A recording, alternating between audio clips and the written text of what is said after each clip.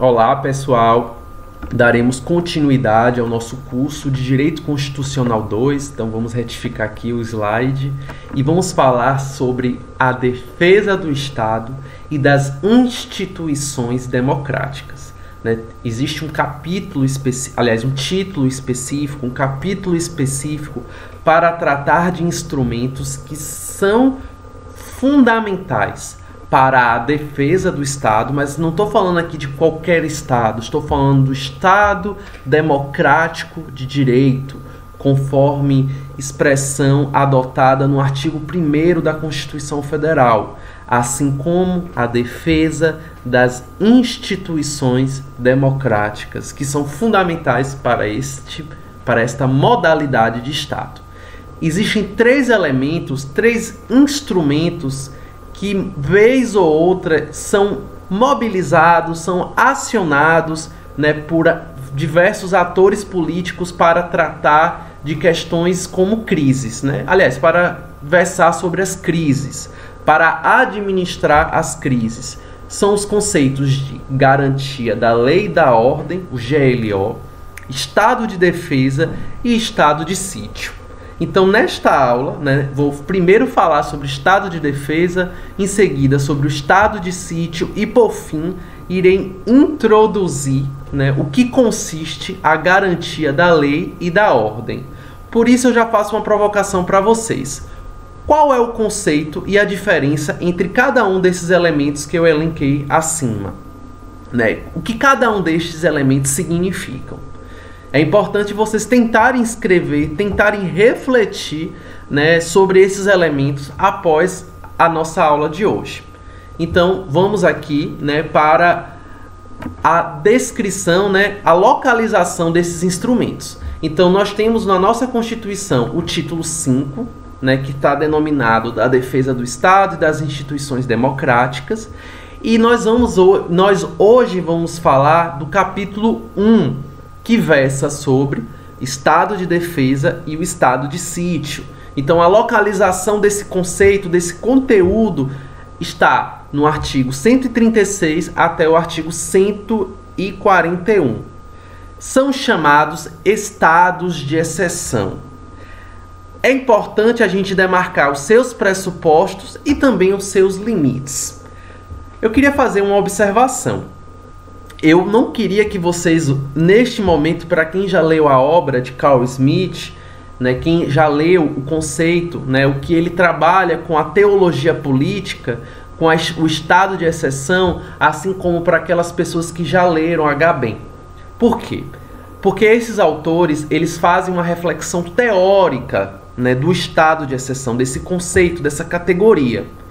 Aqui nós estamos falando dos estados de exceção previstos na Constituição Federal.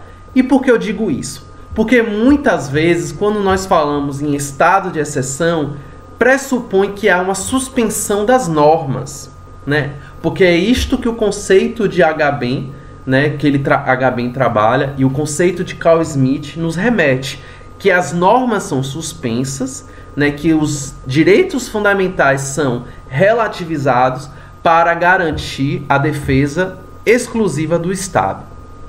Observem que a nossa Constituição, ao prever esses instrumentos, esses institutos, a nossa Constituição estabelece limites e também pressupostos para a aplicação, para a introdução dessas formas de defender o Estado. Então, quando eu falo em estado de defesa, quando eu falo em estado de sítio, quando eu falo na GLO, na garantia da lei e da ordem, eu não estou falando na supressão completa das leis.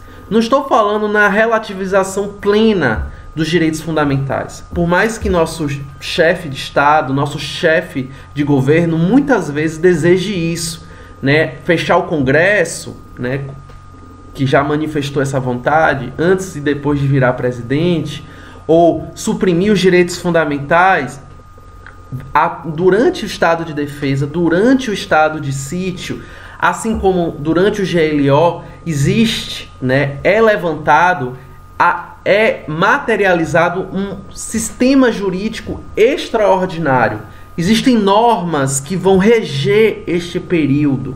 Não existe aí, que é o que o conceito de Agamben e a reflexão teórica de Carl Schmitt, autor alemão, nos remete, que suprime-se todas as normas para garantir a defesa, para que o Estado não seja destruído, né? Aqui nós estamos falando no que a nossa Constituição estabelece. E a nossa Constituição estabelece a defesa, né, do Estado a partir, né, de mecanismos que são adotados, mas que não precisam, né, suprimir plenamente os direitos fundamentais. Existem alguns direitos fundamentais que vão ficar em suspensão, mas não são todos. O direito à vida, ele não deixa de existir durante esse período. A dignidade da pessoa humana não deixa de valer durante esse período, por mais que muitos desejem isso. Então, vamos observar aqui o que diz o autor Dirley Cunha. Ele diz que a Constituição se dedicou a dispor de um conjunto de normas destinadas a quê? A garantir a soberania do Estado, o respeito pelo regime democrático e pelas instituições políticas, visando o quê? Manter o equilíbrio constitucional entre as forças políticas do poder e a normalidade das relações sociais e da vida das pessoas. Então, o estado de defesa, o estado de sítio, eles são necessários para defender a democracia.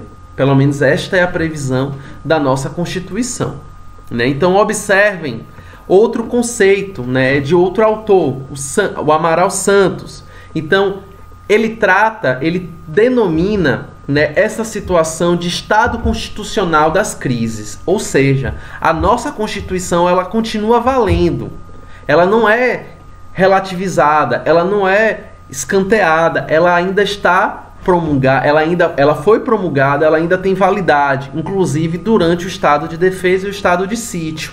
Então ele diz que esse sistema constitucional de crise, ele é um conjunto ordenado de normas constitucionais que, informados pelo princípio da necessidade e da temporariedade, tem por objeto as situações de crise e por finalidade a manutenção ou restabelecimento da normalidade constitucional. Então, o objetivo maior é o restabelecimento da normalidade constitucional, né? Então, o que significa, né? O que eu posso mais dizer sobre esse tal sistema constitucional de crises, né? Em face, né, de uma excepcionalidade. Então, essas medidas são excepcionais. Os estados de exceção, quando decretados, afastam provisoriamente a legalidade constitucional ordinária e instauram, né, é instaurado, portanto, por um tempo, né, a legalidade constitucional extraordinária. Isso significa que durante o estado de defesa ou, em seguida, o estado de sítio, há prevalência de uma legalidade constitucional extraordinária. Então, durante a execução destas medidas, né, dessas modalidades de estados de exceção, os nossos governantes, né, o nosso poder executivo, o nosso poder judiciário, o nosso poder legislativo precisam respeitar a legalidade constitucional, que é chamada, né, que foi chamada por Amaral Santos de legalidade constitucional extraordinária. Então vamos observar que durante esse período, né, durante essa situação, nós devemos levar em consideração alguns princípios, alguns valores, como por exemplo o princípio da necessidade. Ou seja, para ser decretado, né, o estado de defesa ou o estado de sítio, é preciso levar em consideração um elemento fundamental, a necessidade, né? É preciso que não seja banalizado. É necessário que se leve em consideração uma situação que de fato é excepcional, né, que demanda mecanismos excepcionais. Então, o princípio da necessidade, ele ocorre na medida que só em último caso, né, e quando não houver nenhuma outra solução menos severa, que é possível a ele recorrer, né? Além disso, devemos levar em consideração o princípio da temporariedade, né? Esses mecanismos, eles não são ad eterno, eles não são permanentes, eles não são infinitos. Eles têm um prazo de duração. E é enquanto durar, né, a situação que causou, né, a necessidade de aplicar o estado de defesa e aplicar o estado de sítio. Então, as suas medidas não podem durar tempo indefinido, mais do que o tempo necessário, até para não abrir lastro para, como é que eu posso dizer, delírios autoritários, né? Que muitos, né, as viúvas da ditadura, né, que a gente ainda tem no nosso país, né, esses delírios, né, de voltar Estado sem direitos, né, sem garantias. Muitas pessoas ainda no Brasil, por mais que haja, né, a Comissão da Verdade e da Justiça, que muitos dos crimes cometidos durante o contexto do regime civil-militar, né, terem sido revelados, ainda há pessoas que defendem, né, a supressão plena dos direitos e das garantias fundamentais. Então, existe, né, esses mecanismos para defender o Estado Democrático de Direito, e não o contrário, para acabar com o Estado Democrático de Direito. Então vejamos outros princípios que são igualmente importantes. Por exemplo, a proporcionalidade, tendo em vista que as providências a serem adotadas não podem conter excessos, não pode ter excessos, devem ser adequadas e proporcionais, né? Lembrando que o princípio da proporcionalidade ele foi pensado pelo autor Robert Alexy. Além disso, né, nós devemos levar em consideração, né, para encerrar essa primeira parte da nossa aula, o princípio do controle político e judicial. Né? Então, durante esse contexto, né, dos estados de exceção, que eu estou falando hoje, do estado de defesa e do estado de sítio, é importante lembrar que o Congresso não está fechado, né, embora alguns desejem isso, o nosso poder judiciário não está fechado. Eles continuam funcionando, inclusive vão trabalhar mais do que antes. Por quê? Porque esses mecanismos políticos eles devem ser submetidos ao controle político do Congresso Nacional. Então, se o Congresso está de recesso, ele vai ter que voltar. E ao controle do Poder Judiciário, né, quando suas medidas não observam outros princípios ou quando afetarem abusivamente direitos e garantias fundamentais. Então, este princípio do controle político e do controle judicial, ele é fundamental para que o nosso Estado democrático de direito não seja jogado no lixo, não seja destruído. É o contrário.